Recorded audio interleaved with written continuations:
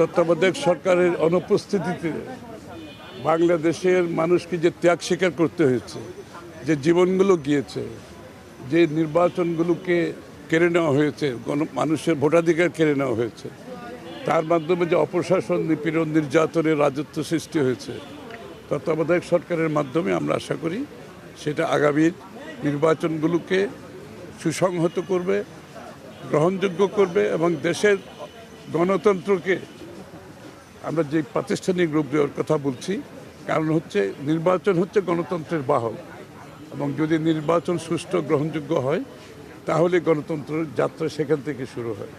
এবং আশা করছি বিশেষ করে এমন একটি সময় আমরা একটা নির্বাচনের এখন সম্মুখীন, এই নির্বাচনকে সামনে রেখে যদিও বা এই নির্বাচনের জন্য সেটা প্রযোজ্য নয়, তবে এটা একটা সিগন্যাল যে আগামীর অন্তত দিনগুলোতে নির্বাচনগুলো সুষ্ঠু হবে, গ্রহণযোগ্য হবে, বাংলাদেশের মানুষ তাদের ভোটাধিকার প্রয়োগ করতে পারবে, তাদের প্রতিনিধি নির্বাচিত করতে পারবে, তাদের নির্বাচিত সরকার দেখবে যে নির্বাচিত সরকারের অনুপস্থিতিতে দেশ কি কোন জায়গায় যেতে পারে, কত বেশি ক্ষতিগ্রস্ত হতে পারে সেটা বিগত দিনেও দেখেছি।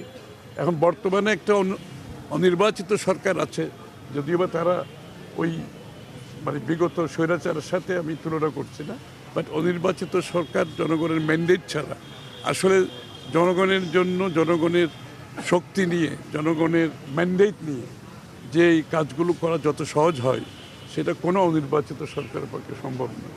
সুতরাং বাংলাদেশের মানুষ একটা নির্বাচিত সরকারের অপেক্ষায় আছে, যেই সরকার তাদের দ্বারা নির্বাচিত হবে, যেই সংসদ তাদের দ্বারা নির্বাচিত হবে এবং যারা তাদের কাছে দায়বদ্ধ থাকবে, জবাব দিয়ে থাকবে। সবচেয়ে বড় কথাটা হচ্ছে এই জায়গায় যে বিগত দিনে সেটা অনুপস্থিত, আজকেও সেটা অনুপস্থিত।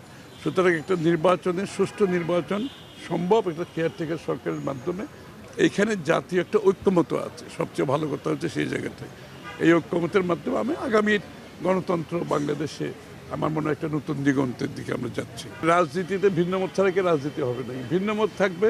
তারপরে এটাতে মূল বিষয়টা হচ্ছে তত্ত্বাবধায়ক সরকার ফেরত এসেছে এবং এটা আমরা কিভাবে গঠন করবো সেটা আলাপ আলোচনার মাধ্যমে করা সম্ভব। আমরা বিগত দিনে অনেকগুলো নির্বাচন করেছি এবং সেখানেও আমাদের সরকার গঠন হয়েছে, নির্বাচনগুলো ভালো হয়েছে, গ্রহণযোগ্য হয়েছে, প্রশ্নবিদ্ধ হয় নাই। সেটা আমরা আবারও করতে পারবো, এটা তো আবিষ্কার করার কিছু না, আমরা করেছি তো, সফলভাবে করেছি বিগত দিনে, সামনে আবার করতে পারবো। এখানে তো বিষয়টা খুবই সহজ, এটা নিরপেক্ষ সরকারের কথা বলা হচ্ছে, অনির্বাচিত একটা নিরপেক্ষ সরকার যেটা তত্ত্বাবধায়ক সরকার দায়িত্ব পালন করে। এটার কিন্তু চরিত্র, এটার গঠন, চরিত্র, এটার কার্যক্রম সব কিছু কিন্তু বিধিবদ্ধ আছে। সুতরাং সেটা আমরা বিগত দিনে দেখেছি, তারা ভালোভাবে পারফর্ম করেছে। নির্বাচনগুলো জনগণের মত প্রতিফলিত হয়েছে ভালোভাবে এবং সেগুলো নিয়ে কোনো বিশেষ প্রশ্ন উঠে নাই। আর যদি প্রশ্ন কোনো সময় উঠেও থাকে সেগুলোর সমাধান তো আমাদের কাছে আছে। আমি একটা কথা পরিষ্কারভাবে বলতে চাই, প্রত্যেকটি দলের নিজস্ব চিন্তা, ভাবনা, দর্শন আছে।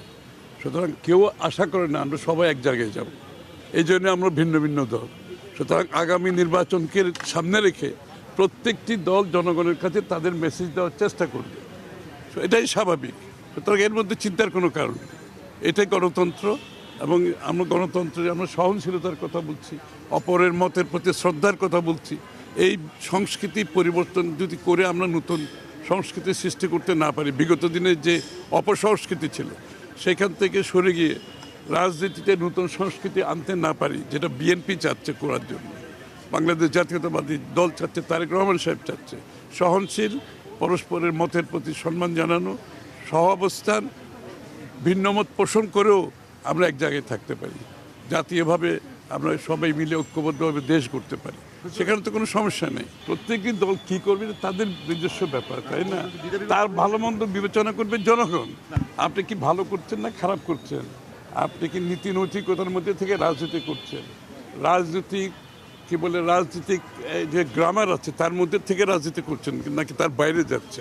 বাংলাদেশের মানুষ তো খুব, আমি একটা কথা আপনাদেরকে বলি, বাংলাদেশের মানুষ খুব নিবিড়ভাবে পর্যবেক্ষণ করছে, রাজনীতিক দলগুলোকে করছে, রাজনৈতিক ব্যক্তিদেরও করছে, খুব নিবিড় পর্যবেক্ষণের মাধ্যমে তারা সামনের দিকে আগাচ্ছে। সুতরাং যে সমস্ত রাজনৈতিক দল অরাজনৈতিক, অনৈতিক এবং গণতন্ত্রের গ্রামারের বাইরে গিয়ে কাজ করবে তার দায়িত্ব তাদেরকে নিতে হবে। বিএনপি ক্ষতিগ্রস্ত হবে কিনা যদি অনেকে চলে যায়, বিএনপি ক্ষতিগ্রস্ত, ভোটের মাঠে বিএনপি প্রভাব পড়বে কিনা? কিছুই না। বিএনপি যতক্ষণ করবে ততক্ষণ সে বিএনপি, তার বাইরে গেলে তো সে বিএনপি থাকছে না, তাই না?